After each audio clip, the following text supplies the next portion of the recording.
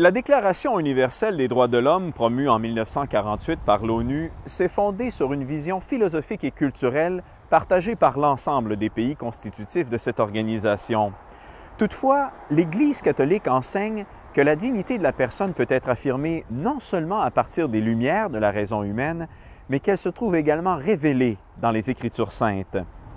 Où sont les traces de la dignité de la personne dans la Bible? J'ai posé cette question à l'abbé Christian Lépine. Il est titulaire d'une licence de philosophie chrétienne à l'Université pontificale La Grégorienne à Rome. Il est également professeur à l'Institut de formation théologique de Montréal. L'abbé Lépine, où trouve-t-on le concept de dignité humaine dans la Bible?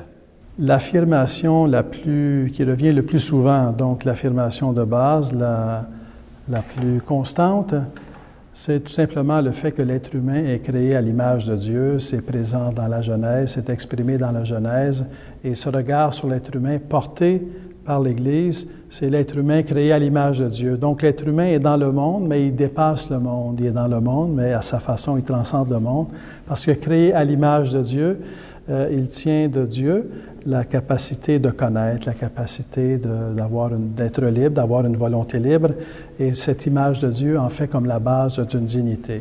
Il y a d'autres éléments qui se rajoutent aussi.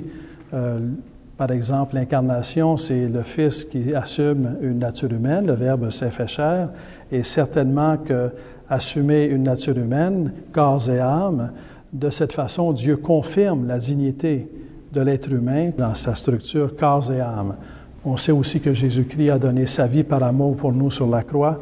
On vaut la peine d'être aimé et qu'on est digne d'être aimé et on est digne d'être aimé pour nous-mêmes. C'est une autre affirmation de la dignité de la personne du point de vue de la révélation, renforcée par la révélation.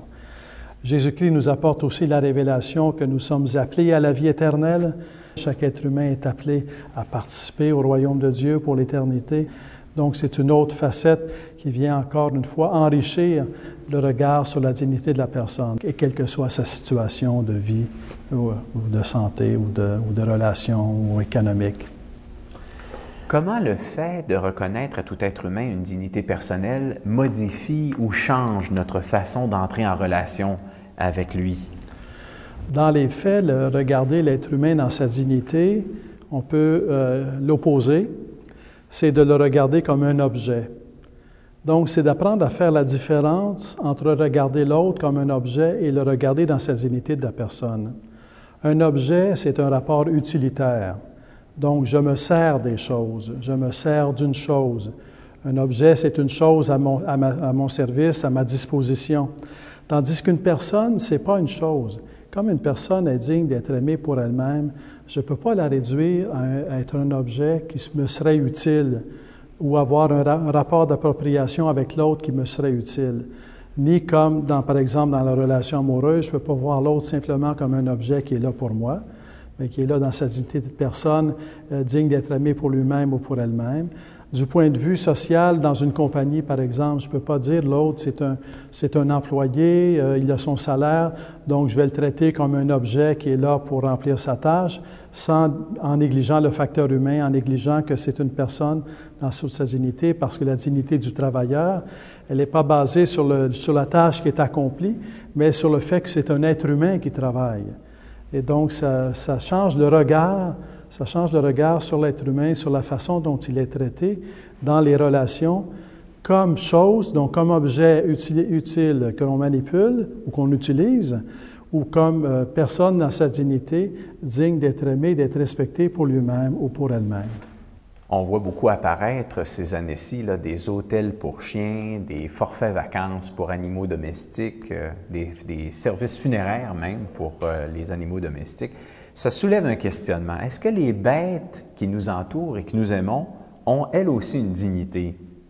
Disons, si on parle de l'ensemble de la création, l'être humain est le seul dans la création à avoir la dignité pour lui-même.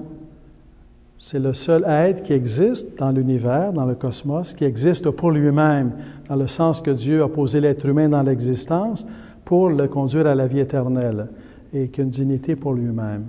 Et pour ce qui est du reste de la création, il y a un respect qui est dû à l'ensemble de la création, un respect qui est dû dans le sens où c'est Nous sommes appelés à gérer la création pour le bien de l'être humain, pour le bien commun de l'humanité, mais ça demeure un rapport d'utilité parce que le cosmos n'est pas un être personnel. Dieu est un être personnel, l'être humain est un être personnel, le cosmos dans son ensemble est un être matériel, il y a du vivant, il y a du végétal, il y a de l'animal, donc mais c'est toujours dans un rapport de respect, oui, de respect de la création, de respect de l'univers qui est devant nous et de s'en servir d'une façon responsable, parce que ça ne sert à rien de le détruire, de toute façon on se détruit nous-mêmes, de s'en servir d'une façon responsable, mais il y a une distinction de degré quand même avec l'être humain qui existe pour lui-même et qui vaut la peine d'être aimé pour lui-même ou pour elle-même.